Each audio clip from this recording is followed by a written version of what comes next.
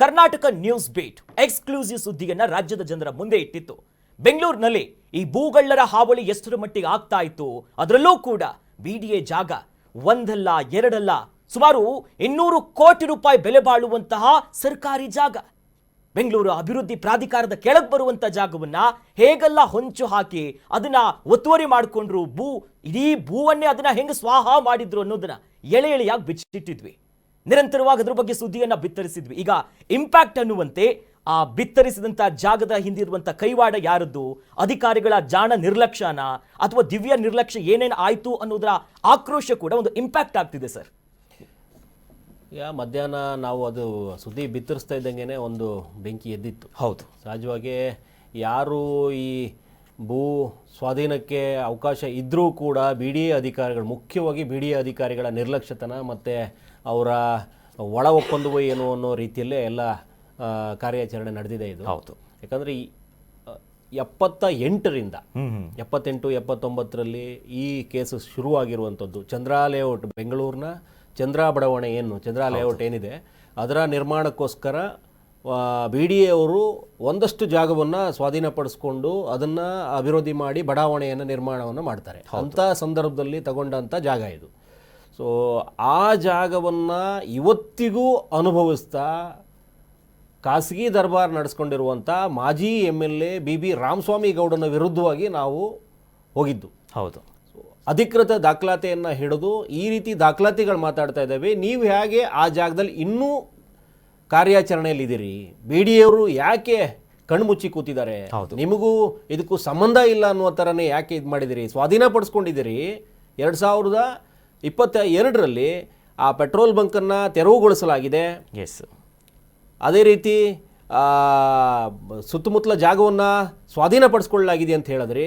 ಅದ್ರ ಬಗ್ಗೆ ನಾವು ಸವಿಸ್ತಾರವಾದ ಒಂದು ವರದಿ ಮಾಡಿದ್ವಿ. ಅದೇನಿದೆ ಅದಕ್ಕೆ ಸಂಬಂಧಪಟ್ಟಂತ ಒಂದು ಕಂಪ್ಲೀಟ್ ವರದಿ ಇದೆ. ಮೊದಲು ಅದನ್ನು ನೋಡ್ಕೊಂಡು ಬರೋಣ. 70, 78 ಈ 80 ಈ ನಡುವೆ BDAಯಿಂದ ಒಂದು ಅಧಿಸೂಚನೆಗಳು ಹೊರಡುತ್ತೆ. ದೊಡ್ಡ ಬಡಾವಣೆಗಳನ್ನ ನಿರ್ಮಿಸಬೇಕು, ಸೈಟ್ಗಳನ್ನ ಹಂಚಬೇಕು ಜನಗಳಿಗೆ ಅಂತೇಳಿ ವಿಜಯನಗರ, ಚಂದ್ರ ಲೇಔಟ್ ಅನ್ನೋದು ಒಂದು ದೊಡ್ಡ ಲೇಔಟ್ಗಳನ್ನ ಒಂದು ಸೃಷ್ಟಿಯಾಗುತ್ತೆ. ಆ ಸಂದರ್ಭದಲ್ಲಿ ಚಂದ್ರ ಲೇಔಟು ಸಹ ಒಂದು. ಈ ಪ್ರಮುಖವಾದಂಥ ಕಾರ್ಡ್ ರಸ್ತೆ ಏನಿದೆ, ಮೈಸೂರು ರಸ್ತೆಗೂ ಮತ್ತು ತುಮಕೂರು ರಸ್ತೆಗೂ ಜಾಯಿನ್ ಆಗುವಂಥ ಒಂದು ಜಾಗ ಇದು. ಅಂತಿಮವಾಗಿ ಮೈಸೂರು ರಸ್ತೆಗೆ ಸೇರುವಂಥ ಹತ್ರದಲ್ಲಿರುವಂಥ ಈ ಜಾಗ ಇದು. ಈ ಜಾಗಕ್ಕೆ 1977ರಲ್ಲಿ ಪ್ರಥಮವಾದಂಥ ಒಂದು ಅಧಿಸೂಚನೆ ಆಗುತ್ತೆ.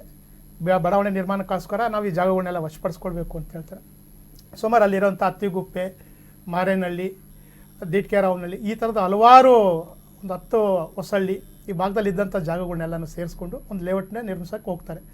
ನಂತರದಲ್ಲಿ 1978ರಲ್ಲಿ ಅಂತಿಮ ಅಧಿಸೂಚನೆಯೂ ಆಗೋಗ್ಬಿಡುತ್ತೆ. ಆ ಸಂದರ್ಭದಲ್ಲಿ ಈ ಏನು ಮುಖ್ಯ ರಸ್ತೆ ಏನಿದೆ, ಮುಖ್ಯ ರಸ್ತೆಯಲ್ಲಿದ್ದಂಥ ಸುಮಾರು ಒಂದು 2 ಎಕರೆ 26 ಗುಂಟೆ ಜಾಗ ಇರುತ್ತೆ. ಆ ಜಾಗದಲ್ಲಿ ಮುಖ್ಯ ರಸ್ತೆಗೆ ಸೇರ್ಕೊಂಡಿದ್ದಂಥ 1 ಎಕರೆ 9 ಗುಂಟೆ ಜಾಗ ಇರುತ್ತೆ. ಈ ಜಾಗಕ್ಕೆ ಭೂ ಪರಿಹಾರನೂ ಕೊಡ್ತಾರೆ. BDAನಲ್ಲಿ RDನಲ್ಲೂ ಅದನ್ನ ಅಕೌಂಟ್ನಲ್ಲಿ ಸ್ಟಾಪ್ ಮಾಡ್ಕೊತಾರೆ ಅಮೌಂಟ್ನ. ಯಾರು ಹೋಗಿ ಅದಕ್ಕೆ ಮೂಲ ದಾಖಲೆಗಳಿಗೆ ಯಾರು ಅದಕ್ಕೆ ಹಕ್ಕುದಾರಿ ಇರ್ತಾರೋ ಅವ್ರು ಹೋಗಿ ಅಲ್ಲಿಂದ ಅವರು ಪರಿಹಾರನ ತಗೊಳ್ಬೇಕಾಗ್ತದೆ. ಎಲ್ಲೋ ಒಂದು ಭಾಗ ಭೂ ಸ್ವಾಧೀನ ಆದ ನಂತರದಲ್ಲಿ ಆ ಭೂ ಮಾಲೀಕರಿಗೆ ಅಸಮಾಧಾನ ಇರುತ್ತೆ, ಅವರು ಒಂದು ನ್ಯಾಯಾಲಯದಲ್ಲೂ ಹೋರಾಟಕ್ಕೆ ಹೋಗ್ತಾರೆ. ಅದು ನಿರಂತರವಾಗಿ ನಡ್ಕೊಂಡು ಹೋಗ್ತಾ ಇರ್ತದೆ. ಇಂಥ ಈ ಜಾಗ ಆಗಲೇ ನಾನು BDA ಹೇಳಿರುತ್ತೆ, ನಾನು ವಶಪಡಿಸ್ಕೊಂಡಿದ್ದೀನಿ ಈ ಜಾಗನ ಅಂತೇಳಿ 80ರಲ್ಲೇ ಅನೌನ್ಸ್ಮೆಂಟ್ ಮಾಡಿರುತ್ತೆ. ಆದರೂ ದಾವೆ ಇದ್ದಿದ್ದರಿಂದ ಅದು ನಿಂತಿರುತ್ತೆ. ಈ ಸಂದರ್ಭದಲ್ಲಿ ಇಲ್ಲೊಬ್ಬ ವ್ಯಕ್ತಿ ಉಟ್ಕೊಳ್ತಾನೆ, ಆತನೇ BB ರಾಮಸ್ವಾಮಿ ಗೌಡ ಅಂತ.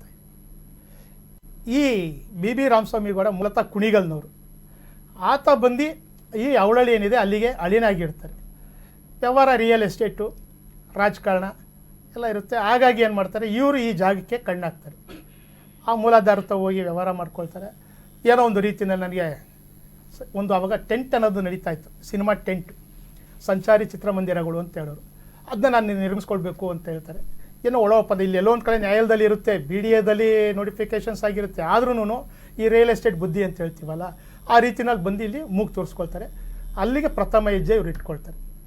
ಹೆಜ್ಜೆ ಇಟ್ಕೊಂಡು ಆ ಮೂಲಾಧಾರಗಳ ಜೊತೆಲಿ ಏನೋ ಒಳ ಒಪ್ಪಂದಗಳನ್ನ ಮಾಡಿಕೊಂಡು, ಅನ್ಅಫಿಷಿಯಲ್ ಅದು, ಆ್ಯಕ್ಚುಲಿ ಅಫಿಷಿಯಲ್ಸ್ ಆಗೋದಿಲ್ಲ, ಲೀಗಲ್ ಆಗೋದಿಲ್ಲ, ನ್ಯಾಯಾಲಯದಲ್ಲಿ ಇರ್ತದೆ, BDA ವಿರುದ್ಧ ಇರುತ್ತೆ. ಆದರೂ ಸಹ ಇವ್ರು ತಮ್ಮ ಪ್ರಭಾವ ಬೀರಿ ಬರ್ತಾರೆ. ಅಲ್ಲಿ ಆ ಜಾಗದಲ್ಲಿ ಒಂದು ಫಸ್ಟ್ ಟೆಂಟ್ ಹೌಸ್ ಶುರು ಮಾಡ್ತಾರೆ. ಮುಂದುವರೆದಂತೆ ಒಂದು ಭಾರತ್ ಪೆಟ್ರೋಲಿಯಂ ಬಂಕ್ನೂ ಸಹ ಅಲ್ಲಿ ನಿರ್ಮಿಸ್ಕೊಳ್ತಾರೆ. ಈ ಎರಡು ಭಾಗದ ಜಾಗದ ಮಧ್ಯದಲ್ಲಿ ಮುಖ್ಯ ರಸ್ತೆ ಹೋಗುತ್ತೆ, ಒಂದು 80 ಅಡಿ ರಸ್ತೆ ಬಹುತೇಕ ಅದು, ಆ ರಸ್ತೆ ಹೋಗುತ್ತೆ.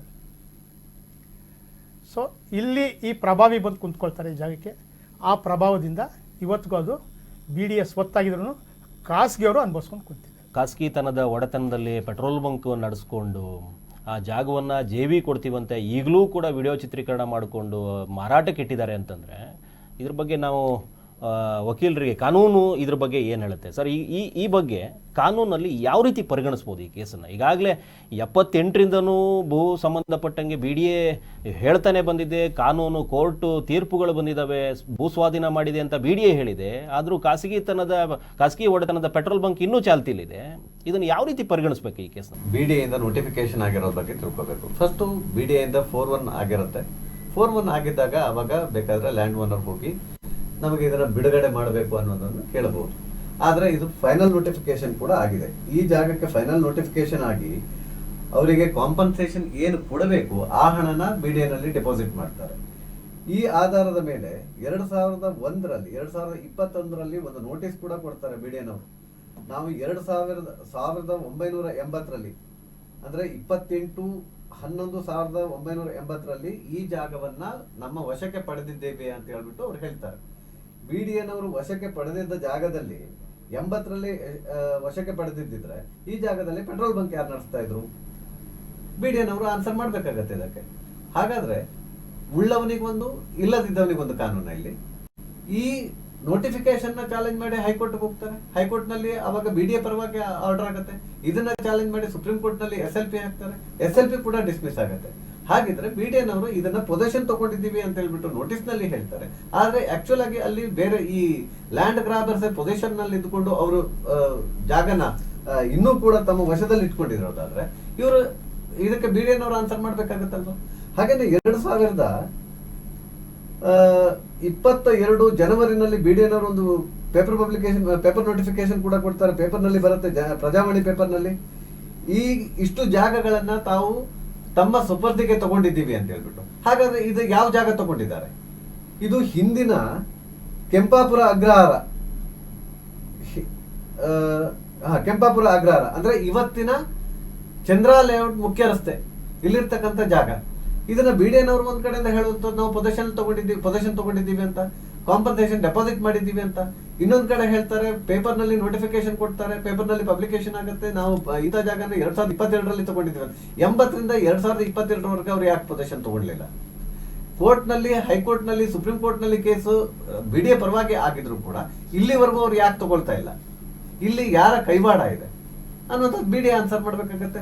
ಎರಡನೇದಾಗಿ ಇಲ್ಲಿ ಇದಕ್ಕೆ ಕಾನೂನು ಪ್ರಕಾರ ಕಾನೂನಲ್ಲಿ ಕೋರ್ಟೇ ಇವರಿಗೆ ನೀವು ಯಾವತ್ತು ಪೊಸೆಷನ್ ತಗೊಳ್ಳಿ ಅನ್ನುವಂಥದ್ದು ಹೇಳಿದ್ಮೇಲೆ ಇವಾಗ ಯಾರು ಕೋರ್ಟ್ ಬಂದ್ಬಿಟ್ಟು ನೀವು ಖಾಲಿ ಮಾಡಿ ಅಂತ ಹೇಳೋದಿಲ್ಲ. ಹೇಳ್ಬೇಕಾಗಿರೋದು ಇದು ಇವತ್ತು ಅಧಿಕಾರ, ಇದು ನಮ್ಮದು ಜಾಗ ಅಂತ ಹೇಳ್ಬಿಟ್ಟು ಕ್ಲೈಮ್ ಮಾಡ್ತಾ ಇರ್ಬೇಕಾದ್ರೆ BDAನವರು ಹೋಗಿ ಇದು ಮಾಡ್ಬೇಕು, ಅದನ್ನು ಪೊಸೆಷನ್ ತಗೊಳ್ಬೇಕು. ಇವರು ಹಾಗಾದ್ರೆ BDAನವರು ಇಲ್ಲದಿದ್ದವರಿಗೊಂದು ಉಳ್ಳವರಿಗೊಂದು ಮಾತ್ರ ಮಾಡ್ತಾ ಇರೋದಾ? BDA ಕಮಿಷನರ್ ಆನ್ಸರ್ ಮಾಡ್ಬೇಕಾಗತ್ತಲ್ವ? BDA ಸಂಬಂಧಪಟ್ಟಂಗೆ ಮಾತಾಡೋದಾದ್ರೆ BDA ಅವರು ಪೂರ್ತಿ ಕಣ್ಣು ಮುಚ್ಚಿ ಕೂತ್ಬಿಟ್ಟಿದ್ದಾರೆ. ಇದ್ರ ಬಗ್ಗೆ ಮೇಲ್ಮನವಿಗೆ ಹೋಗ್ಬೇಕಾಗಿರೋರು ಎಲ್ಲ ಡಿಸ್ಮಿಸ್ ಮಾಡ್ಕೊಂಬಂದು ಕೂತಿದ್ದಾಗಲೂ ಕೂಡ ಇವರು ಯಾವುದೇ ಕ್ರಮ ತಗೊಳ್ತಾ ಇರೋದು ಇಲ್ಲ. ನೋಡ್ತಾ ಇದ್ರೆ BDAದವರ ಅಧಿಕಾರಿಗಳು ಇವ್ರ ಜೊತೆಗೆ ಶಾಮೀಲಾಗಿರೋದು ನೇರವಾಗಿ ಕಾಣಿಸುತ್ತೆ. ಸ್ವಾಧೀನ ಪಡಿಸ್ಕೊಂಡದಾಗಿದೆ. ಅವರು ದಾಖಲಾತಿಯಲ್ಲಿ ಸ್ಪಷ್ಟವಾಗಿ ಹೇಳಿದ್ದಾರೆ. ಪೆಟ್ರೋಲ್ ಬಂಕ್ನ ತೆರವುಗೊಳಿಸಲಾಗಿದೆ ಅಂತಾನೆ ಅವರು ಬರೆದಿದ್ದಾರೆ. ಸ್ಪಷ್ಟವಾಗಿ ಹೇಳಿ 22ರಲ್ಲಿ ತೆರವುಗೊಳಿಸಲಾಗಿದೆ ಅಂತಾನೆ ಹೇಳಿದ್ದಾರೆ. ತೆರವುಗೊಳಿಸಲಾಗಿದೆ, ಈಗ ಅಲ್ಲಿ ಪೆಟ್ರೋಲ್ ಬಂಕ್ ಇದೆ, ಇಲ್ಲೇ ಅನುಮಾನ ಇರುವಂಥದ್ದು. ನೀವು ಸ್ಪಷ್ಟವಾಗಿ ಸ್ವಾಧೀನ ಪಡಿಸ್ಕೊಂಡಿರೋದೇನೋ, ತೆರವುಗೊಳಿಸಿರೋದೇನೋ, ಪೆಟ್ರೋಲ್ ಬಂಕ್ ಉದ್ಭವ ಆಯ್ತಾ? ಮತ್ತೆ ಉದ್ಭವ ಆಯ್ತಾ? ಅದೇ ಪೆಟ್ರೋಲ್ ಬಂಕ್ನ ಚಿತ್ರಣ ಭಾರತ್ ಪೆಟ್ರೋಲ್ ಬಂಕ್ ಅಲ್ಲಿರುವಂಥದ್ದು ಗೌಡ್ರೆ. ಭಾರತ್ ಪೆಟ್ರೋಲ್ ಬಂಕ್ ಅಲ್ಲಿರುವಂಥದ್ದು ಅದೇ ಪೆಟ್ರೋಲ್ ಬಂಕ್ ಅನಾದಿ ಕಾಲದಿಂದನೂ ಇದೆ. ಆಗ್ಲಿಂದನೂ ಅದೇ ಪೆಟ್ರೋಲ್ ಬಂಕ್ ಇದೆ. ಇವ್ರು 15 ದಿನಕ್ಕೆ ಮೋಸ್ಟ್ಲಿ ಒಂದು ಸ್ಥಗಿತ ಮಾಡಿಸಿ ಹಂಗೆ ಶುರು ಮಾಡಿಸಿರ್ತಾರೆ. ಜನಕ್ಕೆ ಒಂದು ಕಣ್ಣ ಮುಚ್ಚಲೆ ಆಟ ಆಡ್ಸೋದಕ್ಕೆ ಒಂದು 15 ದಿನನೋ 20 ದಿನನೋ ಸುಮ್ಮನೆ ಮುಚ್ಚಿದಂಗೆ ಮಾಡಿ ಆಮೇಲೆ ನೀವು ತೆರೆದಿಟ್ಕೊಳ್ಳಿ ಅಂತೇಳಿ ಏನೋ ಒಂದು ಮಾಡ್ದಂಗೆ ಇದ್ದಾರೆ. ಇದ್ರ ಬಗ್ಗೆ ತುಂಬ ದೊಡ್ಡ ಪ್ರಯತ್ನ ನಡಿಬೇಕು. 22 ಕಾರ್ಯಾಚರಣೆಗೆ ಎಷ್ಟು ಖರ್ಚಾಗಿದೆ, ಯಾವ್ಯಾವ ಅಧಿಕಾರಿಗಳು ಭಾಗವಹಿಸಿದ್ರು ಅನ್ನುವಂಥದ್ದು ನಿಜಕ್ಕೂ ಕಾರ್ಯಾಚರಣೆ ನಡೀತಾ ಅನ್ನುವಂಥದ್ದನ್ನೇ ಫಸ್ಟ್ ಪ್ರಶ್ನೆ ಮಾಡಬೇಕಾಗಿರೋದು ನಾವು. ಇವಾಗ ಅವ್ರು ಕೊಡ್ತಾರಲ್ಲ, ಲೆಕ್ಕ ಕೊಡ್ಬೇಕಾಗತ್ತಲ್ಲ ಅವತ್ತು ಕಾರ್ಯಾಚರಣೆ ಖರ್ಚಾಗಿರುವಂತದ್ದು. ಮಾಹಿತಿ ಎರಡು ಕಡೆ ಹೇಳ್ತಾರೆ, ಒಂದು ಕಡೆ ಅವ್ರು ಪೊಸಿಷನ್ ತಗೊಂಡಿದ್ದಾರೆ ಅವತ್ತು, ಇನ್ನೊಂದ್ ಕಡೆ ಯಾಕೆ ತಗೊಂಡಿಲ್ಲ, ಆದ್ರೆ ಲೆಕ್ಕ ಎರಡಕ್ಕೂ ಕೊಡ್ತಾರಲ್ಲ. ಹೌದು. ಬಟ್ ಆ ಖಾಲಿ ಪೊಸಿಷನ್ಸ್ ಇವರೇನೇನೆ ಎಲ್ಲೊಂದು ಕಡೆ ಸೋಷಿಯಲ್ ಮೀಡಿಯಾನಲ್ಲಿ ಬಿಡ್ತಾ ಇದ್ದಾರಲ್ಲ, ಕ್ಲೀನ್ ಮಾಡಿ ಅಲ್ಲೆಲ್ಲೋ ಬಿಡಿ ಅಂತ ಬೋರ್ಡ್ ಹಾಕಿಲ್ಲ, ಅದನ್ನ ಜೀವಿಗೆ ಮಾಡ್ಕೊಡ್ತೀನಿ ಯಾರು ಬರಲಿ ಅನ್ನೋ ರೀತಿಯಲ್ಲಿ ಅಂತ ಬಿಲ್ಡರ್ಸ್ ಆ ರಿಯಲ್ ಎಸ್ಟೇಟ್ ವ್ಯವಹಾರಕ್ಕೂ ಅದು ಕೈ ಹಾಕೊಂಡು ಕುಂತಿದ್ದಾರೆ. ಕನಿಷ್ಠ ಅಲ್ಲೇ ಆ ಸ್ಪೆನ್ಸ್ ಹಾಕಿದ್ದು ನಾವು ಅಂತೇಳಿ ಬಿಡಿ ಏನಾದ್ರು ನಮ್ದು ಆಸ್ತಿ ಅಂತ ಏನಾದ್ರು ಅಲ್ಲಿ ಬೋರ್ಡ್ ಹಾಕಿದರೆ ಅಲ್ಲಿರೋಂಥ ಯಾವುದೋ ಒಂದು ಹಳೆ ಬೋರ್ಡ್ ಅದ್ರ ಮೇಲೆ ಯಾರ್ಯಾರೋ ಅಡ್ವರ್ಟೈಸ್ಮೆಂಟ್ಗಳೆಲ್ಲ ಹಾಕ್ಕೊಳ್ತಾರೆ, ಅದನ್ನಾರು ಇವರು ತೆರವುಗೊಳಿಸಿ ಬೋರ್ಡ್ ಇದೆಯಾ ಹಾಲಿನಲ್ಲಿ ಇದೆ, ಯಾರೋ ಶುಭಾಶಯಗಳು ಅದನ್ನ ಹಾಕೊಂಡು ಕುಂತಿದ್ದಾರೆ. ಆ ರಸ್ತೆ ಟ್ರಾಫಿಕ್ ಸಿಗ್ನಲ್ ಪಕ್ಕದಲ್ಲೇನೆ ಯಾರ್ದೋ ಒಬ್ಬ ರಾಜಕಾರಣಿದಲ್ಲಿದ್ದು ಒಂದು ಶುಭಾಶಯಗಳು, ಅದನ್ನ ತೆರವುಗೊಳಿಸಿ ಸಂಪೂರ್ಣ ಆಸ್ತಿ ಬಿಡಿ ಸ್ವತ್ತು ಅಂತ ಇವ್ರು ಯಾಕೆ ಬೋರ್ಡ್ ಹಾಕ್ಲಿಲ್ಲ? ಮತ್ತೆ ಸರ್ ವೀಕ್ಷಕರು ತೋರಿಸ್ಬಿಡಿ ಸರ್, ಆ ಕಾಪಿ ಇದ್ರೆ.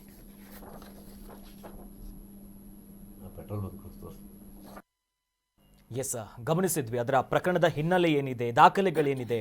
ಸರ್ ವೆರಿ ಶಾಕಿಂಗ್ ಅಂತ ಇದ್ರೆ ನಾವು ಈ ಸುದ್ದಿ ಬಿತ್ತರಿಸ್ತಿದ್ದಂತೆ ಸಾರ್ವಜನಿಕ ವಲಯದಲ್ಲೂ ಕೂಡ ಒಂದಿಷ್ಟು ಅಸಮಾಧಾನ ಬರ್ತಿತ್ತು. ಅಂದ್ರೆ ಕ್ಲಿಯರ್ ಆಗಿ ಕೇಳೋದಾದ್ರೆ ಇಲ್ಲಿ ಈ ಬೇಲಿನೇ ಎದ್ದು ಹೊಲ ಮೇಯ್ತಾ ಅಂತ ಈ ಪ್ರಕರಣದಲ್ಲಿ ಅಂತ. ಖಂಡಿತವಾಗ್ಲೂ ಈಗ ಬೇಲಿ ಎದ್ದು ಹೊಲ ಮೆಂದದಂದ್ರೆ ಈ ಬೇಲಿ ಹಾಕಬೇಕಾಗಿರೋರೆ ಬಿಡಿ ಎದವರು. ಹೌದು. ಎಲ್ಲವನ್ನೂ ಕೋರ್ಟ್ ಮುಖಾಂತರ ಆದೇಶ ಬಂದಾದ್ಮೇಲೂ ಇವರು ಕಣ್ಣು ಮುಚ್ಚಿ ಕೂತಿರುವಂಥದ್ದು. ಆದೇಶದಲ್ಲಿ ಸ್ಪಷ್ಟವಾಗಿ ಹೇಳಿದೆ, ನೀವು ನಿಮಗೆ ಸಂಬಂಧಪಟ್ಟಿದ್ದು ಅಂತ. ಹೌದು. ಸುಪ್ರೀಂ ರಿಜೆಕ್ಟ್ ಮಾಡಿದೆ. ಇವರು ಸ್ವಾಧೀನ ಪಡಿಸ್ಕೊಂಡಿದ್ದೀವಿ ಅಂತ 22ರಲ್ಲಿ ತೋರಿಸಿದ್ದಾರೆ ಆಲ್ರೆಡಿ. ಹೌದು. ಸುಪರ್ದಿಗೆ ತಗೊಳ್ಳೋದಕ್ಕಾಗಿಲ್ಲ ಇವ್ರ ಕೈಯಲ್ಲಿ. ಜಾಗವನ್ನು ಸುಪರ್ದಿಗೆ ತಗೊಳ್ಳೋಕ್ಕಾಗಿಲ್ಲ. 1 ಕೋಟಿ 1 ಎಕರೆ 9 ಕುಂಟೆ ಜಾಗ, ಕೋಟ್ಯಾಂತರ ಬೆಲೆ ಬಾಳುವಂಥ ಜಾಗವನ್ನು ಖಾಸಗಿಯವರಿಗೆ ಹಂಗೆ ಬಿಟ್ಟುಬಿಟ್ಟಿದ್ದಾರೆ, ಪ್ರಭಾವಕ್ಕೆ ಒಳಗಾಗಿದ್ದಾರೆ. ಇವತ್ತಿಗೂ ಆ ಜಾಗದಲ್ಲಿ ಅವರ ಒಡೆತನದಲ್ಲಿರುವಂಥ ಪೆಟ್ರೋಲ್ ಬಂಕ್ ಹಾಗೆ ನಡೆಸೋದಕ್ಕೆ ಬಿಟ್ಟುಬಿಟ್ಟು ಕಣ್ಣು ಮುಚ್ಚಿ ಕೂತಿರುವಂಥದ್ದೇನಿದೆ, ಬಿಡಿಯ ನಿರ್ಲಕ್ಷ್ಯತನ ಮತ್ತು ಅವರ ಒಳ ಒಪ್ಪಂದವೇನು ಅನ್ನೋ ರೀತಿಯಲ್ಲಿ ನಡ್ಕೊಂಡಿರೋದೇನಿದೆ, ಹೌದು, ಇದು ತುಂಬ ದೊಡ್ಡ ದುರಂತ ಮತ್ತು ಈ ಅಪಾಯಕಾರಿ. ಈ ರೀತಿ ನಡ್ಕೊಂಡಿರುವಂಥದ್ದು ಬಿಡಿಎ ಇನ್ನೆಷ್ಟು ಆ ಬೆಂಗಳೂರಲ್ಲಿ ಜಾಗಗಳಿರ್ಬೋದೇನೋ ಅಂತ ಆಶ್ಚರ್ಯ ಆಗುತ್ತೆ. ಒಂದಷ್ಟು ಜಾಗಗಳು ಈಗ ನಾವೇನು ಬಿತ್ತರ ಮಾಡಿದ್ದೀವಿ ಇದರಿಂದ ಎಚ್ಚೆತ್ತುಕೊಂಡು ಮತ್ತೊಂದಷ್ಟು ಕೇಸ್ಗಳ ಮುನ್ನೆಲೆಗೆ ಬಂದರೂ ಬರ್ಬೋದು. ಹೌದು. ಯಾವತ್ತೂ ಈ ಕೇಸುಗಳು ಒಂದಷ್ಟು ಪುಷ್ಟಿ ಸಿಕ್ಕಿ ಹೌದು ಮತ್ತೊಂದಷ್ಟು ಕೇಸು ಈಚೆ ಬರುವಂಥದ್ದಾದರೆ ನಾವು ಮಾಡಿದ್ದಕ್ಕೆ ಸಾರ್ಥಕತೆ. ಈಗಾಗಲೇ ನಾವು ಸುದ್ದಿ ಮಾಡಿದ್ದಕ್ಕೆ ಸಾರ್ವಜನಿಕ ವಲಯದಲ್ಲಿ ಒಂದಷ್ಟು ಆಕ್ರೋಶ ಕೇಳಿ ಬರ್ತಾ ಇದೆ. ಇದಕ್ಕೊಂದು ತಾರ್ಕಿಕ ರೂಪಕ್ಕೆ ತನ್ನಿ ಅನ್ನುವಂಥ ಅಹವಾಲು ಕೇಳಿ ಬಂದಿದೆ. ಹೌದು. ಸೊ ನಾವು ಒಂದು ಮಟ್ಟಕ್ಕೆ ಸುದ್ದಿ ಮಾಡೋದಕ್ಕೆ ಸಾರ್ಥಕ ಅನಿಸ್ತು ನನಗೆ. ಮಧ್ಯಾಹ್ನ ಸುದ್ದಿ ಬಿತ್ತರ ಆಗ್ತಾ ಇದ್ದಂಗೆ ಒಂದಷ್ಟು ಫೋನ್ ಕರೆಗಳು, ಒಂದಷ್ಟು ಮಾಹಿತಿಗಳು ಕೇಳ್ತಾ ಇರುವಂಥದ್ದು ನಮ್ಮ ಕಣ್ಣಳತೆಯಲ್ಲೇ ಇತ್ತು. ನಾವು ಅದನ್ನು ನೋಡಿರ್ಲಿಲ್ವಲ್ಲ. ಹೌದು. ಇದು ಯಾವುದೋ ಖಾಸಗಿ ಜಾಗ ಅಂತ ನಾವು ಸುಮ್ಮನೆ ಇದ್ವಿ, ಕಾಂಪೌಂಡ್ ಹಾಕೊಂಡು ಬಿಟ್ಬಿಟ್ಟಿದ್ರು, ಈ ಕಡೆ ಪೆಟ್ರೋಲ್ ಬಂಕ್ ನಡೀತಾ ಇತ್ತು, ಅದ್ರ ಮಧ್ಯದಲ್ಲೇ ಹೋಗ್ತಾ ಇತ್ತು. ಚಂದ್ರಾ ಲೇಔಟ್ ಬಡಾವಣೆಗೆ, ಚಂದ್ರಾ ಲೇಔಟ್ ನಿರ್ಮಾಣಕ್ಕೋಸ್ಕರ 77ರಲ್ಲಿ ಒಂದು ಪ್ರಾಥಮಿಕ ಅಧಿಸೂಚನೆ ಹೊರಡಿಸಿ ಅಲ್ಲಿ ಸ್ವಾಧೀನಕ್ಕೆ ಪಡಿತಾ ಇದ್ದೀವಿ ಅಂತೇಳಿ 78ರಲ್ಲಿ ಅದೊಂದು ಕನ್ಫರ್ಮೇಷನ್ ಆಗುತ್ತೆ. ಅಲ್ಲಿಂದ ಆಚೆಗೆ ಆಗಿರುವಂಥದ್ದು ಏನಿದೆಯಲ್ಲ ಇದೆಲ್ಲ ನಾಟಕೀಯ ಬೆಳವಣಿಗೆಗಳು. ಹೌದು. ಕೋರ್ಟ್ಗೆ ಹೋಗ್ತಾರೆ, ಕೋರ್ಟಲ್ಲಿ ಎಲ್ಲವೂ ಆಗುತ್ತೆ. ಸಿವಿಲಲ್ಲಿ ಬಿ ಡಿ ಎ ವಿರುದ್ಧ ಬರುತ್ತೆ, ಬಿ ಡಿ ಎ ಮತ್ತೆ ಹೈಕೋರ್ಟಿಗೆ ಚಾಲೆಂಜ್ ಮಾಡುತ್ತೆ. ಆಗೆಲ್ಲ ಬಿ ಡಿ ಎ ಸರಿ ಇತ್ತು.